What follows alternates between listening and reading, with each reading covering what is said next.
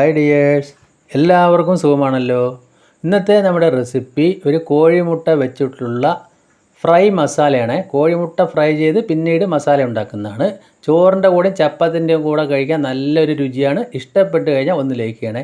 അതിനായിട്ട് 3 കോഴിമുട്ട, 2 സവോള, 2 മീഡിയം സൈസ് തക്കാളി, 2 പച്ചമുളക് എടുത്തിട്ടുണ്ട്. പിന്നെ 1/2 ടേബിൾ സ്പൂണ് ജിഞ്ചർ ഗാർലിക് ചതച്ചത് എടുത്തിട്ടുണ്ട്. ഇനി നമുക്ക് അതിലേക്ക് ഒരു സ്പെഷ്യൽ മസാല ഉണ്ടാക്കാനായിട്ട് 1 സ്പൂണ് മല്ലി, ഒരു 4 വലിയ കാശ്മീരി മുളക്, 1/2 സ്പൂണ് വലിയ ജീരകം, 2 ചെറിയ പട്ട, ഒരു 10-20 കുരുമുളക്, 1/4 സ്പൂണ് ചെറിയ ജീരകം. ഇത് ചീനച്ചട്ടി അടുപ്പത്ത് വെച്ചു. ആ മുളകും വലിയ ജീരകം, മല്ലി, കുരുമുളക്, പട്ട എല്ലാം ചേർത്തു. അപ്പോൾ നമ്മൾ ചെറിയ ജീരകം ഇപ്പോൾ ചേർക്കുന്നില്ല. ഇപ്പോൾ മുളകൊക്കെ ഞാനിതാ ഒന്ന് പൊട്ടിച്ച് ഇടുന്നുണ്ട്. അപ്പോൾ ഇതേമാതിരി ഒന്ന് ആയി വരുന്ന സമയത്ത് നമുക്ക് ചെറിയ ജീരകം ചേർത്ത് കൊടുക്കാം. എന്നിട്ട് 1 മിനിറ്റ് കൂടി ഒന്ന് ഇളക്കി കൊടുക്കുക. ഇപ്പോൾ ലോ ഫ്ലെയിമിൽ തന്നെ ഇട്ട് ചെയ്താൽ മതി. അത്യാവശ്യം ഒന്ന് ചൂടായി വന്നിട്ടുണ്ട്. ഇനി നമുക്കത് ഒരു പൊടിക്കുന്ന ജാറിലിട്ട് നന്നായിട്ടൊന്ന് പൊടിച്ചെടുക്കണം. ഇപ്പോൾ കണ്ടില്ലേ, അതാ പൊടിച്ചെടുത്തപ്പോൾ നല്ല കളർ, നല്ല മണമുള്ള നല്ലൊരു മസാലക്കൂട്ടാണ് ഇവിടെ കിട്ടിയിരിക്കുന്നത്. ഒരു 2 സ്പൂൺ അളവിലുണ്ടാകും. ഇനി നമ്മൾക്ക് ഒരു ബൗളിലേക്ക് ആ കോഴിമുട്ട പൊട്ടിച്ച് ഒഴിക്കാം. അതിലേക്ക് ഒരു 1/4 സ്പൂൺ മുളക് പൊടി, ഒരു എരിവിന് വേണ്ടി ഒരല്പം ഉപ്പും ആ മുട്ടയ്ക്കുള്ള ടേസ്റ്റിന് വേണ്ടി ഉപ്പും ചേർത്ത് നല്ലതുപോലെ ഒന്ന് മിക്സ് ചെയ്യുക.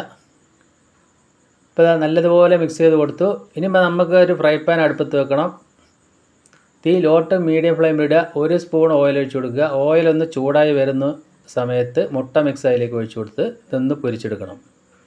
അപ്പോൾ ഇതേപോലെ മുട്ട ഫ്രൈ ചെയ്ത് മസാല ഉണ്ടാക്കാത്തവർ എന്തായാലും ഒന്ന് ട്രൈ ചെയ്ത് നോക്കുക. ചോറിൻ്റെ കൂടെയും ചപ്പാത്തിൻ്റെ കൂടെയും കഴിക്കാൻ നല്ല രുചിയാണ്. കുട്ടികളൊക്കെ നന്നായി ഇഷ്ടപ്പെട്ട് കഴിച്ചോളും. ഇതാ ഒരു വശം ഒന്ന് സെറ്റായി വരുമ്പോൾ ഒരല്പം എണ്ണ ഒഴിച്ച് കൊടുത്തിട്ട് ഒന്ന് മറിച്ചിട്ട് കൊടുത്തു. അങ്ങനെ തിരിച്ചും മറിച്ചിട്ട് നമ്മളിതൊന്ന് മൊരിയിച്ചെടുക്കണം.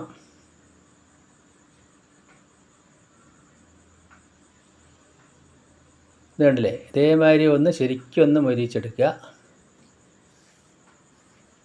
ഇനി ആ കോഴിമുട്ട അതൊന്ന് മാറ്റി ഞാൻ ഒരു കട്ടിംഗ് ബോർഡിലേക്ക് ഇട്ടിട്ടുണ്ട്. എന്നതിന് ശേഷം അതൊന്ന് ചെറിയ ചെറിയ പീസാക്കി കട്ട് ചെയ്തെടുക്കാം. ഇപ്പോൾ ഞാൻ കട്ട് ചെയ്ത് എടുക്കുന്നത് ഇതേ വലിപ്പത്തിലാണ്.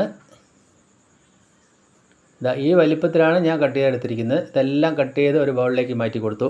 ഇനി വേറൊരു ഫ്രൈ പാൻ വെച്ചു. അതിലേക്ക് ഒരു 1.25 സ്പൂൺ ഓയിൽ ഒഴിച്ച് കൊടുത്തു. ഓയിലൊന്ന് ചൂടായി വരുന്ന സമയത്ത് നമ്മൾ ആ സവോള കട്ട് ചെയ്ത് നീളത്തിൽ വളരെ നൈസായിട്ടാണ് കട്ട് ചെയ്തിരിക്കുന്നത്, അത് ചേർക്കാം. പച്ചമുളക് കട്ട് ചെയ്തും കൂടി ചേർത്ത് നല്ലതുപോലെ ഒന്ന് മിക്സ് ചെയ്യാം.